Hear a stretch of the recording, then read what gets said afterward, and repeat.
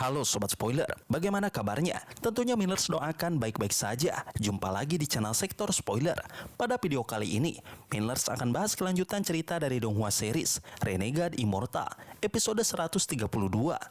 Seperti biasa, Millers mau ingatkan lagi bagi Sobat Spoiler, karena video ini mengandung spoiler, Mimin sarankan untuk tonton dulu episode-episode sebelumnya, biar ngerti jalan ceritanya. Tapi buat Sobat Spoiler yang gak sabar dan udah siap dengerin kelanjutan ceritanya, langsung saja kita gas ke ceritanya. Di episode sebelumnya, setelah berhasil menyerap dan memurnikan naga petir, Wang Lin membuka bola pembatas yang menahan Du Jian. Wang Lin memaksanya mengungkap cara untuk keluar dari jurang dan rahasia tentang gurunya. Ketakutan membuat Du Jian menyerah dan mengungkap rahasia besar dalam ingatan makhluk gunung yang pernah ia lihat. Tian Yunzi melahap Sun Yun untuk menyempurnakan konsepsinya.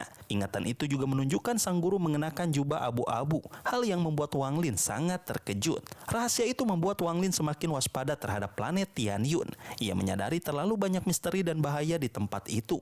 Jika tetap tinggal setelah mengetahui hal seperti itu, hidupnya bisa terancam oleh gurunya sendiri. Sementara itu, Du Jian yang ketakutan mulai berpikir untuk menembus tahap Ascendan demi menyelamatkan diri. Wang Lin melihat niat tersebut dan memberinya kesempatan untuk menembus batas kultivasinya. Tanpa pilihan lain, Du Jian memulai terobosan itu dan jiwa asalnya perlahan menyatu dengan energi surgawi. Proses tersebut berlangsung beberapa hari hingga api asal muncul dan hampir membakar jiwa Du Jian. Pada saat kritis, Wang Lin turun tangan dan menyerap api asal itu ke dalam tubuhnya. Anehnya, api itu tidak melukainya. Jiwa asal Wang Lin justru menyerapnya bersama petir yang ia miliki. Setelah lebih dari 10 hari, Du Jian akhirnya berhasil mencapai tahap Ascendan. Setelah terobosan selesai, Wang Lin mulai menjalankan rencananya. Ia ingin mengubah Du Jian menjadi penjaga surgawi menggunakan metode rahasia dari Kaisar Langit Qinglin. Selama berbulan-bulan, ia memurnikan tubuh boneka itu dengan berbagai harta sihir yang dilelehkan menjadi cairan hitam. Setelah tahap pertama berhasil, ia memanggil roh surgawi dari bendera jiwa dan menekannya ke tubuh boneka dengan bantuan petir. Proses panjang itu akhirnya berhasil. Dengan setetes darah Wang Lin, boneka tersebut hidup sebagai penjaga surgawi yang memiliki kekuatan tingkat yin dan yang, dan bersembunyi di dalam bayangannya untuk melindunginya. Wang Lin kemudian menghabiskan tahun-tahun panjang terjebak di jurang gelap. Ia berkultivasi, mempelajari teknik pedang tebasan langit, dan menyingkirkan aura pembunuhan serta cap di dahinya dengan memanfaatkan daya hisap jurang. Sementara di tempat lain, Tian Yunzi yang menyadari hilangnya aura pembunuhan dan cap di dahi Wang Lin memutuskan untuk membunuhnya. Di episode selanjutnya, 17 tahun setelah terperangkap di tempat itu, Wang Lin akhirnya memahami rahasianya. Ia berdiri dan melangkah langsung ke dalam jurang tanpa menggunakan teknik apapun. Tubuhnya jatuh ke dalam kegelapan, tetapi kali ini daya hisap tidak lagi mempengaruhinya. Tubuh dan jiwanya telah menyatu dengan kekuatan tersebut. Dengan senyum tipis, Wang Lin menyadari bahwa ia telah memperoleh kemampuan baru dari jalur Dao miliknya, yaitu kekuatan dunia bawah. Namun dari dasar jurang, suara wanita misterius masih terus memanggilnya untuk turun lebih dalam. Wang Lin tiba-tiba berhenti ketika suara wanita dari gulungan kembali terdengar di benaknya. Selama 13 tahun terakhir, suara itu tidak pernah muncul saat ia memahami kekuatan hisap di jurang. Namun kali ini nada suaranya berbeda. Ada kesedihan dan desakan yang kuat. Wanita itu memohon agar Wang Lin membawanya turun ke dasar jurang karena ia tidak bisa meninggalkan gulungan tersebut. Wang Lin mengeluarkan gulungan itu dari tas penyimpanannya.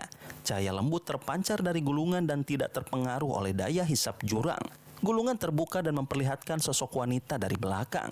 Wang Lin untuk pertama kalinya mengamati sosok itu dengan seksama. Meski hanya bayangan, wanita itu memancarkan aura keagungan yang luar biasa. Namun Wang Lin tetap menolak permintaannya dan memutuskan naik kembali karena ia memiliki banyak hal penting yang harus diselesaikan. Saat Wang Lin hampir menghilang ke atas jurang, wanita itu tiba-tiba berbicara lagi. Ia menyebut rahasia manik misterius yang berada di dalam jiwa asal Wang Lin. Ia juga mengatakan bahwa jiwa wanita yang telah hancur bisa dibangkitkan kembali. Kata-kata itu seperti petir yang meledak di dalam pikiran Wang Lin. Semua rencana dan ketenangannya runtuh dalam sekejap. Ia berbalik dan menatap gulungan itu dengan tatapan liar yang belum pernah terlihat sebelumnya. Selama lebih dari 800 tahun kultivasi, Wang Lin selalu tenang menghadapi bahaya dan musuh yang kuat. Namun ada satu hal yang tidak pernah bisa ia lepaskan dari hatinya. Kenangan tentang seseorang yang telah hilang tetap tertanam dalam jiwanya. Karena itulah, ketika mendengar kemungkinan untuk membangkitkan kembali jiwa tersebut, seluruh ketenangannya runtuh. Tanpa berpikir panjang, ia meraih gulungan itu dan langsung terjun menuju dasar jurang. Wang Lin terus turun semakin dalam melewati kegelapan tanpa batas. Dinding jurang dipenuhi es dan hawa dingin semakin kuat. Daya hisap yang mengerikan terus menarik tubuhnya ke bawah. Waktu terasa tidak jelas, mungkin sehari, mungkin berbulan-bulan. Hingga akhirnya di kedalaman jurang muncul sebuah lorong pendek dengan pusaran raksasa yang berputar perlahan. Anehnya, tepat di tempat itu tidak ada lagi daya hisap. Ketika Wang Lin menatap pusaran tersebut, kekuatan dari gulungan memasuki matanya dan membuatnya bisa melihat ke dalam pusaran. Di sana tampak langit berbintang dengan banyak planet kultivasi yang tersebar luas. Pemandangan itu terlihat seperti dunia lain yang berbeda dari tempat ia berada. Dengan suara lembut, wanita di dalam gulungan akhirnya mengungkapkan bahwa tempat itu adalah asalnya sebuah wilayah yang disebut sistem bintang Luotian. Wang Lin terkejut ketika mendengar nama sistem bintang Luotian dalam semua ingatan yang ia miliki, termasuk ingatan Tusi. Tidak ada catatan tentang tempat itu. Wanita di dalam gulungan tampak gemetar dan menyebutnya sebagai rumahnya. Wang Lin langsung meminta penjelasan karena ia sudah membawa wanita itu ke tempat yang diminta. Wanita itu mulai menceritakan kisah lama tentang sebuah wilayah suci bernama wilayah surgawi. Tempat itu dulu menjadi tujuan para kultivator dari seluruh alam semesta. Namun wilayah tersebut akhirnya menghilang dan meninggalkan 4 jalur menuju alam surgawi. Keempatnya dikenal sebagai alam surgawi angin, hujan, guntur, dan petir. Di bawah setiap alam surgawi terdapat sistem bintang yang berbeda, dan sistem bintang Luotian berada di bawah alam surgawi petir.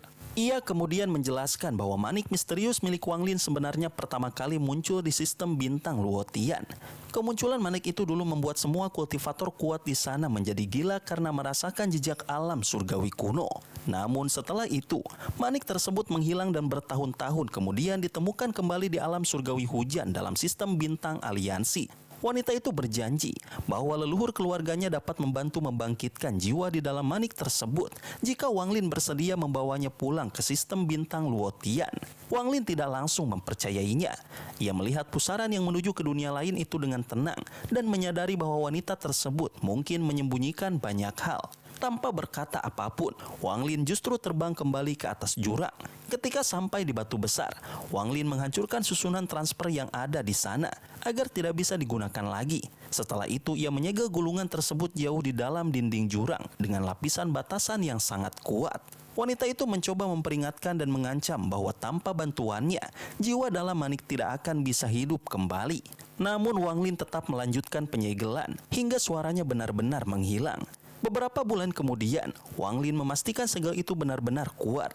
Ia bahkan menekan setiap fluktuasi yang muncul dari dalam gulungan.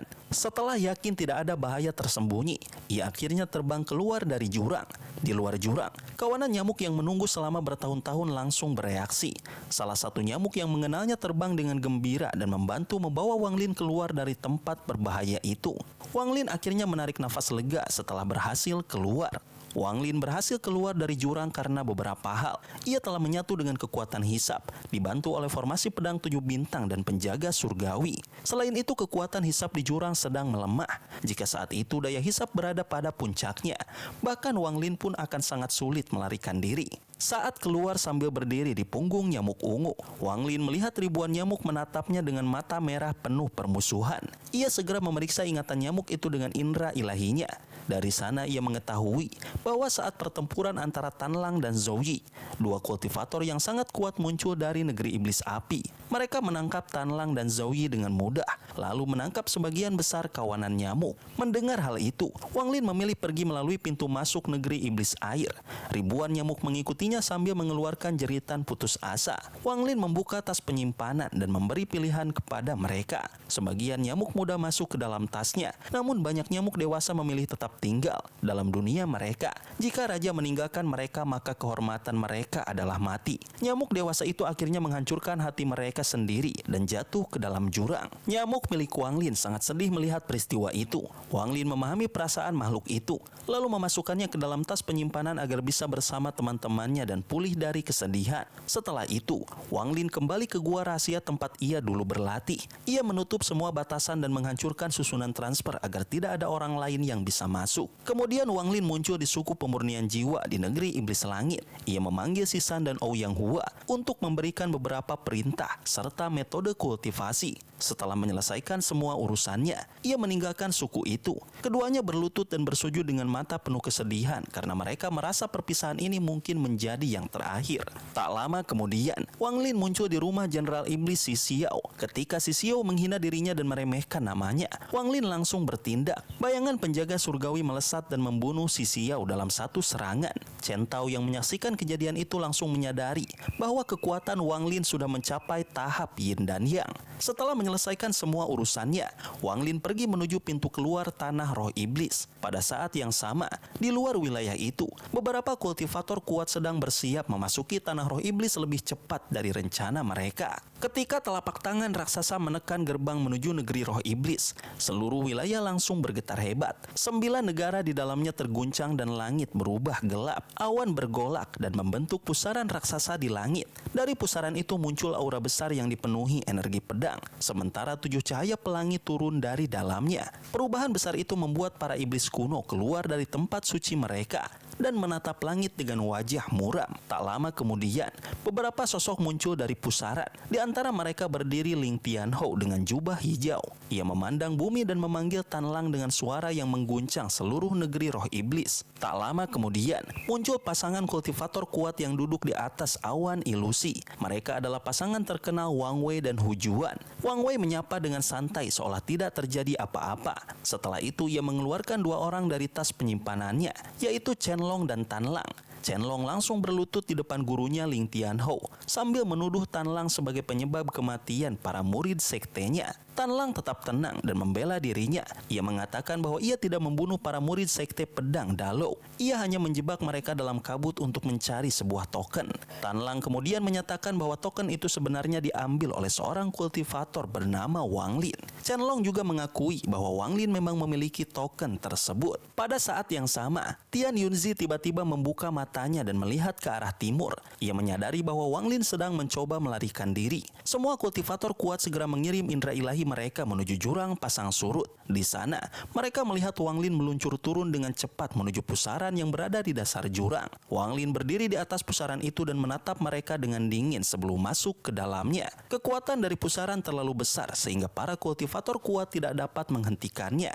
Sebelum menghilang, Wang Lin meninggalkan satu kalimat yang mengejutkan tentang adanya gua palsu keempat. Kata-kata itu membuat para kultivator kuat saling curiga. Mereka akhirnya memutuskan mengirim Tan Lang untuk mengejar Wang Lin ke sistem bintang Loutian. Karena hanya dengan cara itu, mereka bisa mendapatkan kembali token yang sangat penting. Sistem bintang Luotian sangat luas dan dipenuhi cahaya bintang. Banyak planet kultivasi tersebar di dalamnya. Berbeda dengan sistem bintang aliansi yang dikuasai satu kekuatan besar. Sistem ini memiliki kebebasan lebih besar. Para kultivator di sini mengetahui keberadaan beberapa sistem bintang lain di bawah alam surgawi angin, hujan, guntur, dan petir. Struktur kekuatannya juga berbeda. Tidak ada sekte besar. Yang ada hanya keluarga kultivasi yang dibangun dari garis keturunan yang sama. Di suatu wilayah ruang angkasa, 4 kultivator sedang terbang dengan kecepatan tinggi. Mereka berasal dari planet Ranyut. 3 di antaranya adalah pria bernama Ran Chen, Ran Feng, dan Sun Suesan. 1 orang lainnya adalah wanita bernama Ran Yu yang memiliki tingkat kultivasi paling tinggi di antara mereka. Wajah mereka terlihat tegang karena sedang dikejar kabut abu-abu tebal yang penuh dengan serangga kabut gelap. Kabut itu sebenarnya terdiri dari serangga kecil yang jumlahnya sangat banyak. Serangga tersebut mengeluarkan racun yang dapat melukai jiwa asal dan membuat kultivator sulit menggunakan mantra. Penyebab kejaran itu adalah batu merah cemerlang yang mereka dapatkan saat berlatih. Ranyu terus melemparkan kristal untuk memperlambat kabut, tetapi kekuatannya perlahan habis. Akhirnya kabut itu berhasil mengepung mereka. Di dalam kabut, keempatnya hampir putus asa. Racun kabut terus menekan mereka. Hanya gelang giok milik Ranyu yang memancarkan kilat samar yang mampu menahan serangan serangga. Energi spiritual mereka terus berkurang dan pil penyembuhan hampir habis. Mereka hanya bisa bertahan sambil menunggu bantuan dari keluarga Ran yang telah diminta Ranyu sebelumnya. Pada saat kritis itu, cahaya perak melintas di langit berbintang. Seorang pemuda berjubah putih duduk di atas cahaya tersebut. Pemuda itu adalah Wang Lin yang baru tiba di sistem bintang Luotian setelah melewati pusaran ruang. Saat menjelajah dengan kompas bintang, ia melihat kabut aneh di kejauhan lalu mendekat untuk memeriksanya. Tatapan Wang Lin langsung membuat serangga kabut gelap gemetar dan mundur. Ia kemudian mengeluarkan petir dari ujung jarinya. Petir surgawi itu berasal dari kekuatan naga guntur kuno yang menyatu dengan jiwanya. Kilat tersebut menghantam kabut dan memaksa semua orang mundur dalam sekejap. Keempat kultivator berhasil keluar dari bahaya dan segera mendekat dengan perasaan terkejut. Ran Yu yang memahami kekuatan petir di sistem ini langsung menyadari bahwa pemuda di depannya kemungkinan adalah seorang utusan surgawi petir yang sangat langka. Sobat spoiler, itulah spoiler untuk episode 132 dari Donghua series, Renegade Immortal. Tentunya spoiler ini tidak akan sama persis dengan episode sesungguhnya. Maka dari itu, jika ada kesalahan dalam kata ataupun istilah, serta kekurangan atau kelebihan durasi, harap dimaklumi. Dan jangan lupa untuk mendukung channel ini terus berkembang dengan cara like, share, dan subscribe, supaya kalian gak ketinggalan update terbaru dari channel ini. Terima kasih banyak sudah menonton video ini sampai akhir Sobat Spoiler. Kritik dan saran positifnya silahkan di komentar. Sampai ketemu lagi di video berikutnya. Tetap semangat dan sampai jumpa.